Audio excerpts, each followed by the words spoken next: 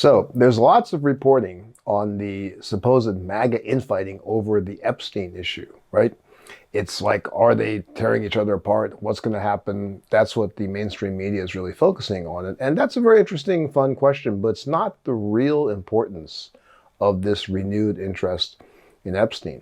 What we'll hear a lot about, not even just in mainstream media, but just on internet chatter, is it going to force Pam Bondi to resign? Unlikely.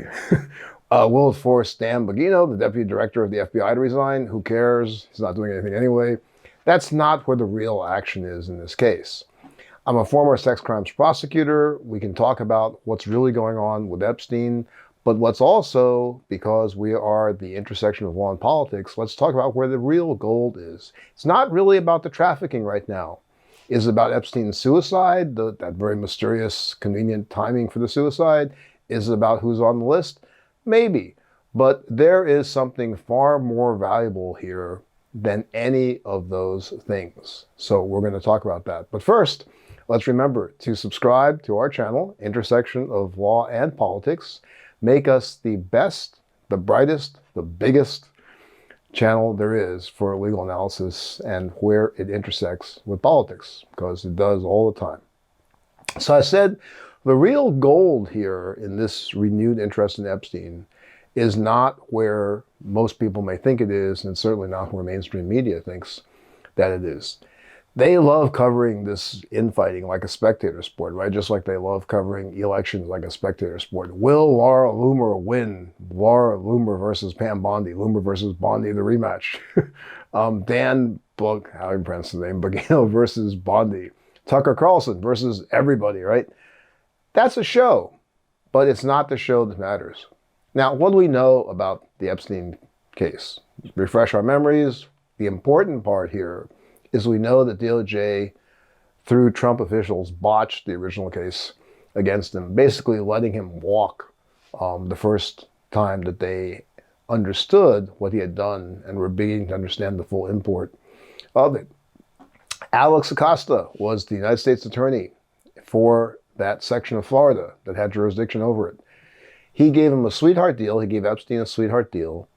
And the review, the post-action review from the Justice Department's Office of Professional Responsibility, that's the section in DOJ that is in charge of making sure that its employees act properly, ethically, act professionally. It's called OPR. They found that Acosta had used, quote, poor judgment. He didn't even notify the victims, the survivors, the girls and young women who had alleged that they were sexually abused by Epstein. He didn't notify them about the decision to not prosecute him, give them a non-pros charge, that's what they call it, to not prosecute this multimillionaire on these federal charges. Never told the victims. Also, very odd scenario is that he, as the U.S. attorney, personally negotiated the plea deal. That just doesn't happen a whole lot. You're seeing a whole lot of similar things in the Trump administration where top people are appearing, making statements, going to court, possibly because they can't find anyone else to do it. But going back, this is back in Trump 1, he negotiated this in private meetings with Epstein's attorneys, even over a breakfast at a hotel.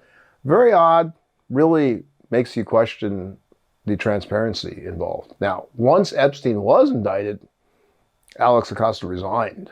I think he was Secretary of Labor at that point. He resigned from that position because it was quite a disgrace that he'd let this guy go with not even an easy plea bargain, a total non-prosecution deal he let him go with, and now he's indicted on the very types of activities that this guy had said, no problem, you get a pass on it.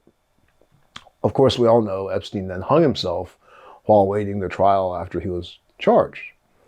What we don't know, why the Trump MAGA world, including Trump, of course, kept claiming this client list exists when now they say there is none, even as Elon Musk claims Trump is on the client list, which might be a reason why they don't want to talk about it. So take a listen to the current Attorney General Pam Bondi talk about some of the discrepancies here. We'll play it for you. In February, I did an interview on Fox, and it's been getting a lot of attention because I was asked a question about the client list, and my response was, It's sitting on my desk to be reviewed, meaning the file along with the JFK, MLK files as well. That's what I meant by that. All right, Bondi says, I was asked a question about the client list, and I said, it's sitting on my desk, but I meant not the list, but the file.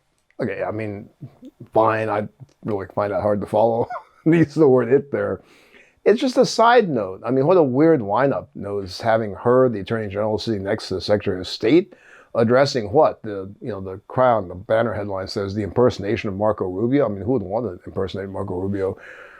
It's just an odd lineup to see. But, maybe he was there in his role as the National Archivist. Who knows? At least there was no bottled water near him. Now, Epstein is a complete mystery character, right? The sources of his success, the sources of how he got access to that kind of money, where it all went, all of it seems very unlikely. Zero question, he engaged in countless groomings and sexual abuse, rape of underage children and women. It really strains credulity, right, to think that people who regularly hung out with him wouldn't know any of that. And particularly when Trump, one of the people that very regularly hung out with him, there's film of him with him. But Trump is on record kind of bragging enviously about how Epstein, likes young women. But that's not really what is worth revisiting at this point, at least not directly. What is the real gold here is this is a tremendous lever for the Democrats and for Congress in general, because the Democrats by themselves right now, not in the majority, can't do anything. This, however, is a bipartisan lever that the Democrats can pull. MAGA world, perhaps not so MAGA Republicans, they're upset over this flip-flop that, first there was a list, we all kept talking about it, now there's no list at all. They're disappointed, no doubt. There's no reveal of maybe famous Democrats. Maybe the MAGAs were hoping that the Biden auto pen would appear on the list, right, on the client list, or something equally ludicrous. But they are disappointed, and they have a right to be disappointed. They have a right, just like any other American has a right, to know what's going on here. These are your elected government officials and the people they appointed, like Pam Bondi, telling us there is this list, you're going to know what's on it. And now they're saying there is no list. So Republicans or MAGAs or not, they have a right, just like we do, to know what's the real answer here. Which is it? The Democrats right now are upset because they think there's even more evidence of Trump lying about this list just to use it as a political weapon against Biden and others. But they are beginning to realize that fanning the flame of the Epstein list, which for years, right, they were very reluctant to fan, one, because it's just kind of like nonsense conspiracy stuff, but two, inevitably, it was Republicans were using the Epstein list as, there's evidence that Joe Biden's on it, Bill Clinton's on all these famous Dems. So they wanted to leave that be, but they're beginning to realize that at this moment, that controversy resurfacing, fanning that flame, could be very helpful. Speaker Jeffrey seems to get that. Listen here. Option one, they lied for years. Option two, they're engaging in a cover-up. At this point, it seems reasonable that can only be one of the two things. And so it's Congress's responsibility in a bipartisan way to ask the questions and try to get answers on behalf of the American people. So what can we do to use this opportunity?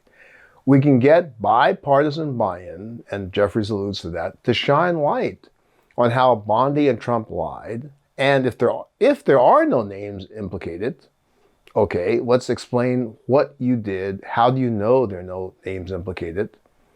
And to the extent there are names implicated, and we know that there are, that's already public, right? The flight logs, who's been on them, including President Trump.